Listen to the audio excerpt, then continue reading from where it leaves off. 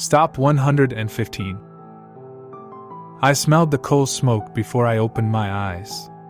For a moment, I was 8 again, in the shop where my grandfather repaired motors. I used to sit by his old stove and watch him work. "Hannah, what's the piston firing order of a small block Chevrolet?"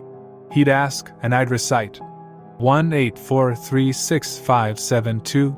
He'd laugh and toss me one of the snack-size Hershey bars he kept in his toolbox. But the lurching and pitching, where was I? Opening my eyes took more effort than it should have. My head felt leaden, leaning against something cool and smooth. Finally, I cracked my eyelids. Scenery whizzed by outside.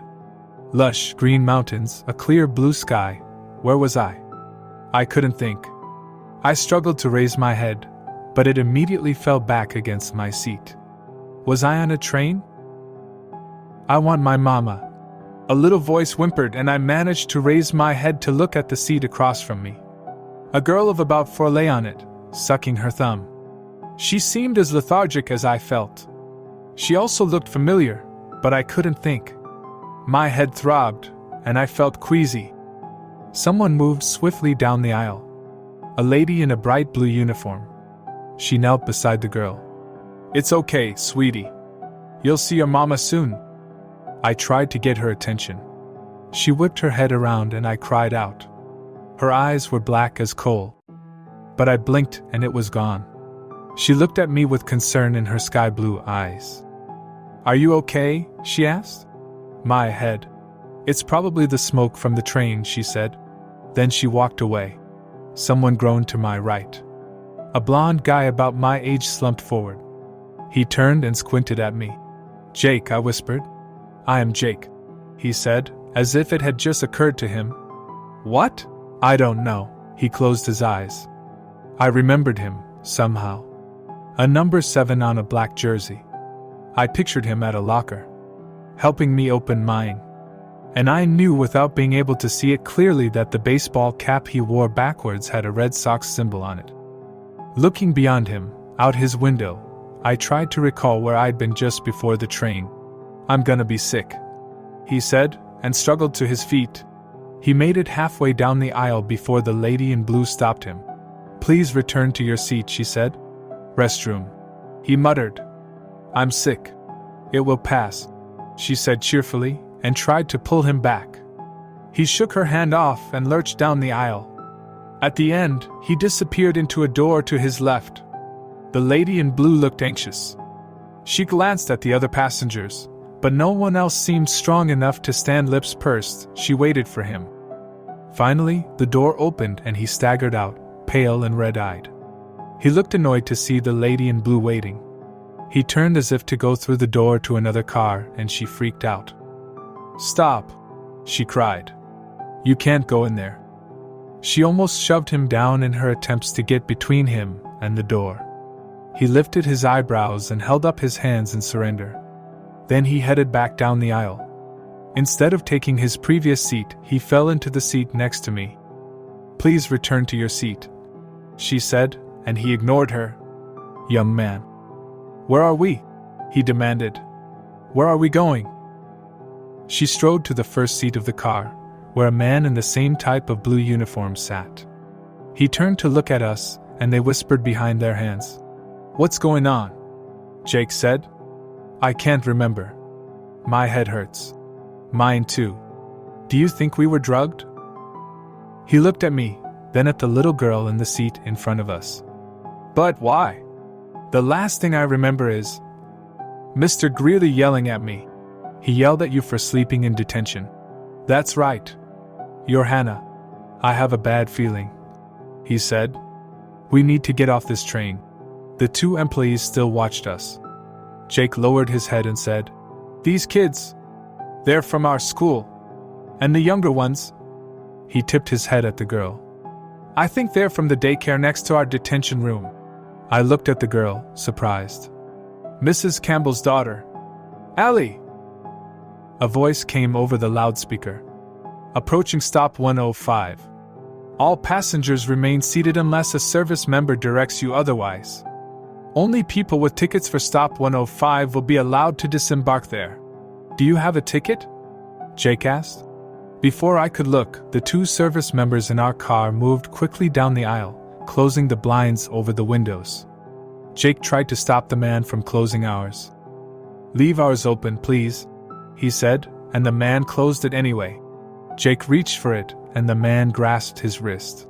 "Don't touch that," he said, and for a moment, his eyes flashed black. "There are things on this journey you do not want to see. Stop 105 holds many of these things. In fact, you do not wish to see any of the stops until we get to stop 110. He smiled and said, "Enjoy your ride." We watched him walk away. "Did you see that?" Jake hissed. "His eyes?" "Yes," I whispered. "And hers were the same earlier. I thought I imagined it." The train lurched to a stop. "No one from our car is disembarking at this stop," the lady in blue announced with a smile. "Perhaps you should close your eyes and nap. It will help the time pass." She took a blanket from the overhead compartment and tucked it around me. Jake refused the one she offered him. "Rest your eyes, honey," she said. "I'll wake you when we reach your stop." A nap. I still felt so groggy, and my head wouldn't stop pounding.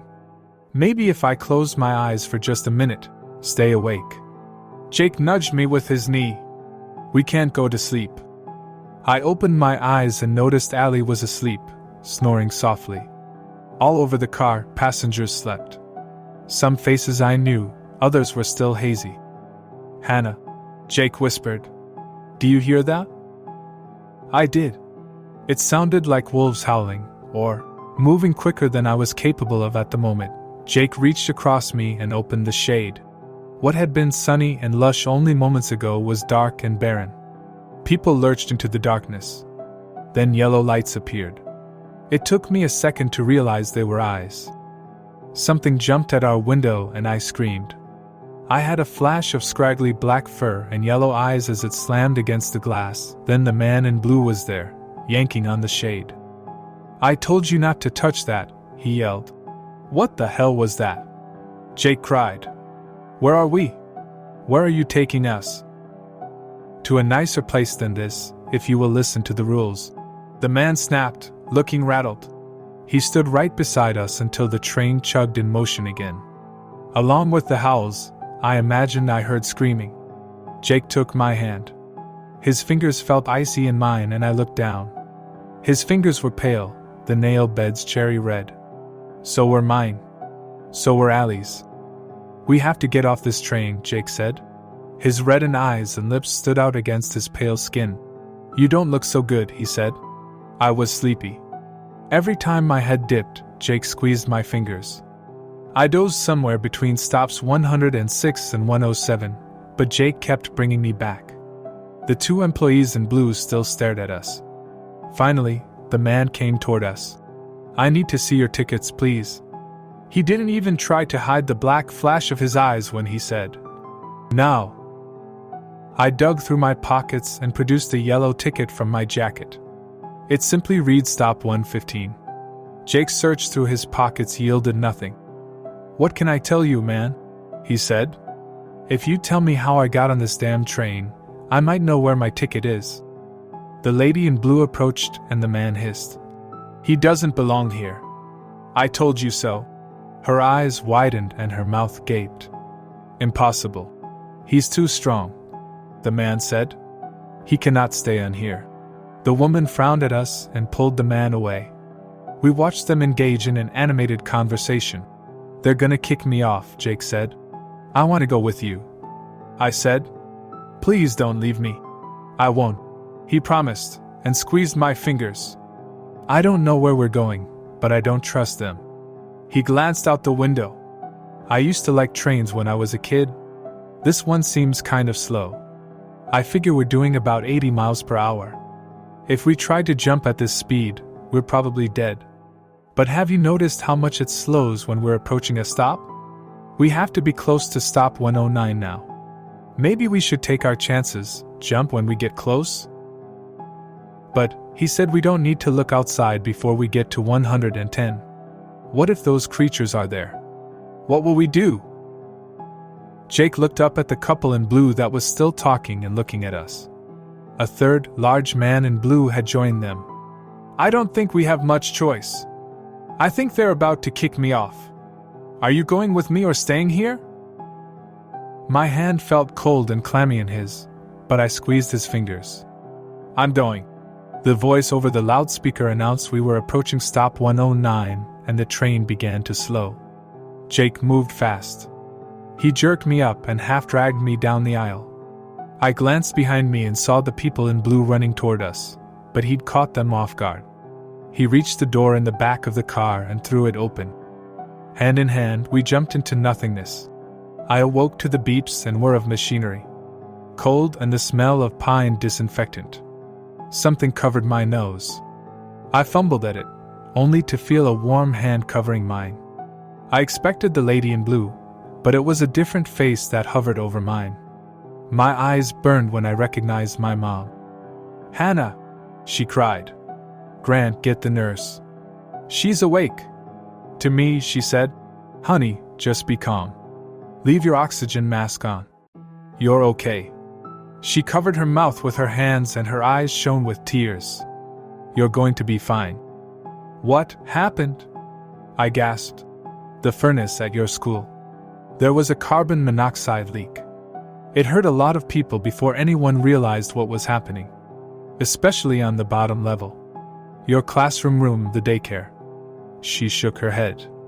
"But you're going to be okay. They found you in a doorway with some boy. The two of you made it outside before you collapsed. That's why you're alive." "Jake," I whispered. "Is he okay?" My mother nodded. "He is, and he's been asking for you." She left the room and I lay there, trying to remember what happened. Trying to piece together some crazy dream about a train and workers with black eyes. My mother wheeled Jake into the room. He smiled at me from under the bill of his Boston Red Sox hat. "Hey you," he said. "You scared me." Mom smiled and parked his chair by my bedside. "I'm going to go grab a sandwich with your father, let you two talk." What happened?" I asked. He frowned. "I don't remember much. They said there was a carbon monoxide leak.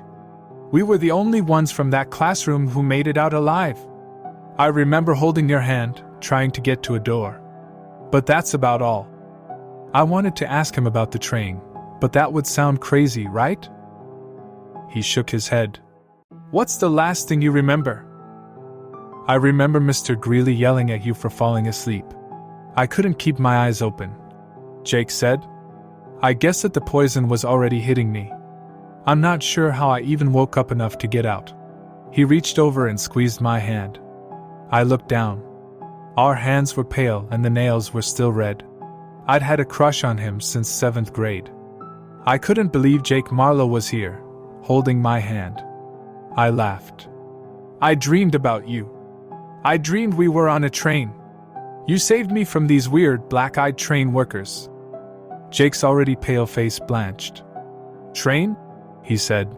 He pulled his hand from mine and rubbed his hands over his face, accidentally dislodging his hat. He grabbed it before it hit the floor. "What the hell?" he whispered, and extracted something from the inside ridge of his cap. He held it up, and we both stared at it. It was a simple yellow ticket with the words STOP-115 printed in black letters.